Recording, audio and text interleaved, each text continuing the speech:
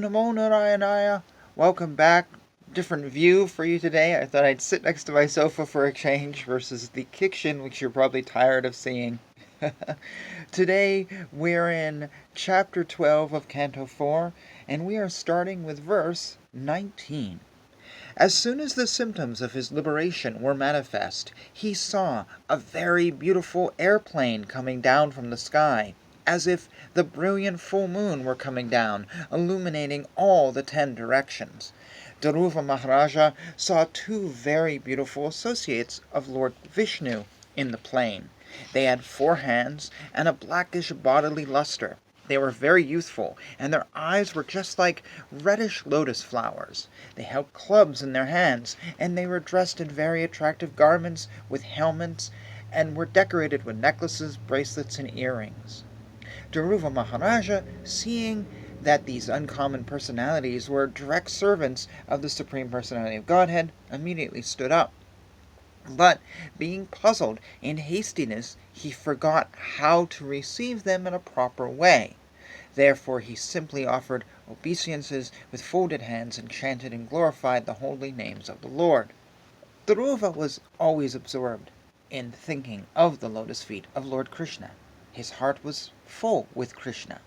When the 2 confidential servants of the Lord, who were named Nanda and Sunanda, approached him smiling happily, Dhruva stood with folded hands, bowing humbly. They then addressed him as follows. Dear King, let there be all good fortune to you. Please attentively hear what we shall say. When you were only 5 years old, you underwent severe austerities, and you thereby greatly satisfied the Lord. We are representatives of the Lord, the creator of the whole universe, who carries in his hand the bow named Sharnaga, and we have been specifically deputed to take you to the spiritual world. To achieve Vishnu Loka is very difficult, but by your austerity you have conquered. Even the great rishis and demigods cannot achieve this position. Simply to see the supreme abode, the Vishnu planet, the sun, the moon, and all other planets, stars, lunar mansions, and solar systems are circumambulating it. Now, please come here. You are welcome to go there. Dear King Dhruva, neither your forefathers nor anyone else before you ever achieved such a transcendental planet. The planet known as Vishnu Loka, where Lord Vishnu himself personally resides, is the highest of all. It is worshipable by the inhabitants of all other planets within the universe. Please come with us and live there eternally. Immortal One, this unique airplane has been sent by the Lord, who is worshipped by selected prayers, and who is the chief of all living entities. You are quite worthy to board such a plane. The great sage Maitreya continued his story.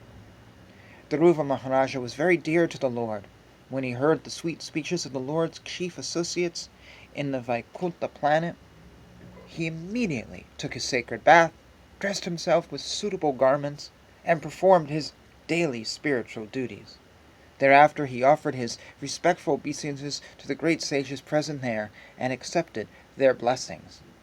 Before going aboard the airplane, Dhruva Maharaja worshipped the airplane, circumambulated it, and also offered obeisances to the associates of Vishnu. In the meantime he became as brilliant and as illuminating as molten gold. He was thus completely prepared to board the transcendental plane. When Dhruva was attempting to get on the plane, he saw death personified before him. Not caring for death, however, he took advantage of the opportunity to put his feet on the head of death, and thus he got up on the airplane, which was as big as a house. At that time, drums and kettle drums resounded from the sky. The chief Gandharvas began to sing, and other demigods showered flowers like torrents of rain upon Dhruva. Dhruva was seated in the transcendental airplane, which was just about to start, when he remembered his poor mother. Sunuti, he thought to himself, how shall I go alone to the Vaikuntha planet and leave behind my poor mother? The great associates of Vaikuntha Loka, Nanda and Sunanda, could understand his thoughts, and thus they showed him that his mother, Sunuti, was going forward in another airplane. When Dhruva was passing through space, he gradually saw all the planets of the solar system, and on the path he saw all the demigods in their airplanes showering flowers upon him like rain.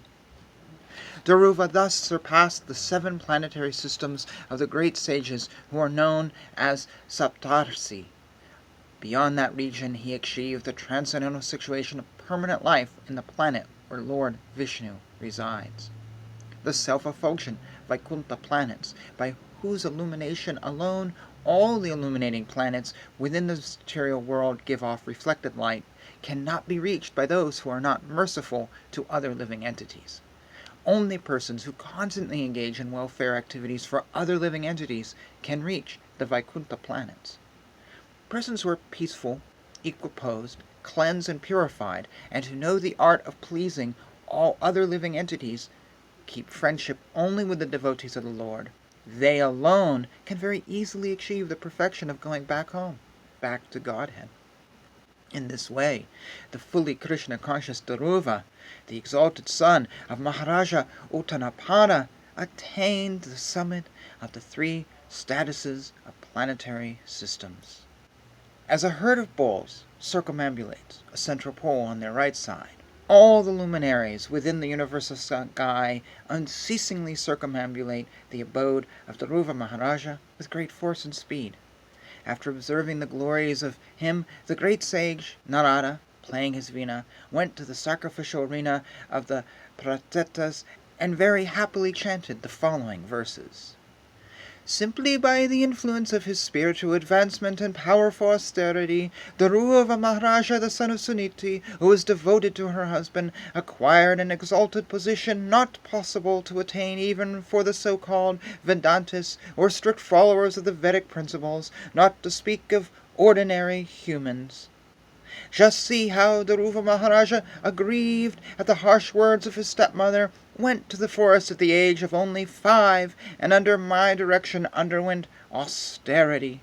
Although the Supreme Lord is unconquerable, Dhruva Maharaja defeated him with the specific qualifications possessed by the Lord's devotees.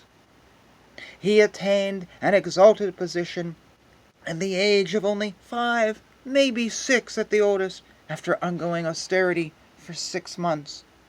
Alas, a great Kshatriya cannot achieve such a position even after undergoing austerities for many, many years. My dear Vidura, whatever you have asked from me about the great reputation and character of Dhruva Maharaja, I've explained to you in all detail. Great saintly persons and devotees very much like to hear about Dhruva Maharaja. By hearing the narration of him, one can fulfill desires for wealth, reputation, and increased duration of life. It is so auspicious that one can even go to a heavenly planet or attain Dhruvaloka, which was achieved by Dhruva, just by hearing about him. The demigods also become pleased because this narration is so glorious, and it is so powerful that it can counteract all the results of one's sinful actions. Anyone who hears the narration of Dhruva and who repeatedly tries with faith and devotion to understand his pure character attains the pure devotional platform and executes pure devotional service. By such activities, one can diminish the 3-fold miserable conditions of material life. Anyone who hears this narration acquires exalted qualities like him. For anyone who desires greatness, prowess, or influence, here is the process by which to acquire them, and for thoughtful men who want adoration, here is the proper means.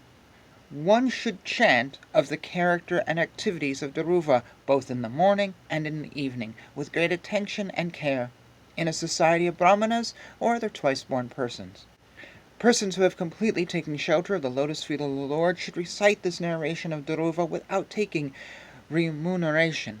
Specifically, recitation is recommended on the full moon or dark moon day, on the day after Ekadasi, or on the appearance of the Saravana star at the end of a particular tithi, or on the occasion of Vyaptipata at the end of the month, or on Sunday. Such recitation should of course be performed before a favorable audience. When recitation is performed this way, without professional motive, the reciter and audience become perfect.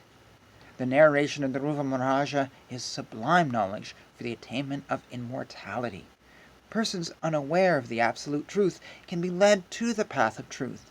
Those who, out of transcendental kindness, take on the responsibility of becoming master protectors of the poor, living entities, automatically gain the interest and blessings of the demigods. The transcendental activities of Dhruva Maharaja are well known all over the world, and they are very pure.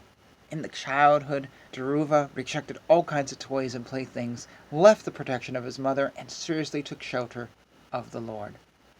My dear Vidura, I therefore conclude this narration, for I have described to you all its details. And thus ends chapter 12. Did finish it after all. So, there was a little part here that I got really excited about. I thought it was really great. Where is it? So he's about to board the airplane, and what does he do? So first of all, these chief associates of Vishnu appear before him, and he bows, and then they go, okay, here, you're going to come with us. But he doesn't just go, great, all aboard. No, he takes a bath. He, actually, let me see, I'll just read it from line 28. He took a sacred bath, he dressed himself with suitable ornaments, and performed his daily spiritual activities. So he didn't just abandon life, he just sort of closed the chapter. He prepared himself for the next chapter. And I really like that, because I don't think we always do that. We just go from this to this to this, but we don't go, okay, let's close this up, and then we close this up. Obviously, life isn't always that easy. You have a job you hate and you just walk out because whatever. You can't close chapters, or relationships end horribly. But there are times, though, when things don't end badly, and we can do this. If nothing else, it doesn't necessarily close a chapter. That may not really be the best words, but it puts our mind into a place of where we're going next. It focuses us. And I just like this. And then after he did these things, then he offered respects to the sages to get their blessings. So he honored them as the messengers. Essentially, he didn't kill the messenger. And then what did he do? He honored the airplane that he was getting into. And I just really like that. I think it's a very little thing, and I just think it's so great. So I've always kind of done something like that in my own life, and we all do it. When we get home from work, what do? We change our clothes. We put on clothes that reflect hanging out in the house. I'm wearing a flannel right now. This is what I wear around the house in the wintertime. I always wear, she's got a hole in the thing, and this is just for me, just comfortable clothing. But when you go out, do you change your clothes again? I do. I will not go out in public with this shirt on. And I won't go out in public in the clothing that I'm wearing now, which is the clothing I wear to bed. It's not going to happen, or the pants I'm wearing right now. I will change, I'll put on something else. And I've had people say to me, well, no one's going to see you, or you're just going to get in a car. I'm like, it doesn't matter. It's not about people seeing me, it's about my state of mind. Because let's say I'm wearing these pants that I wear to bed, and I then get in the car, and I do whatever, and then I get out, and I actually never leave the car. Maybe I just have to go through a drive-up.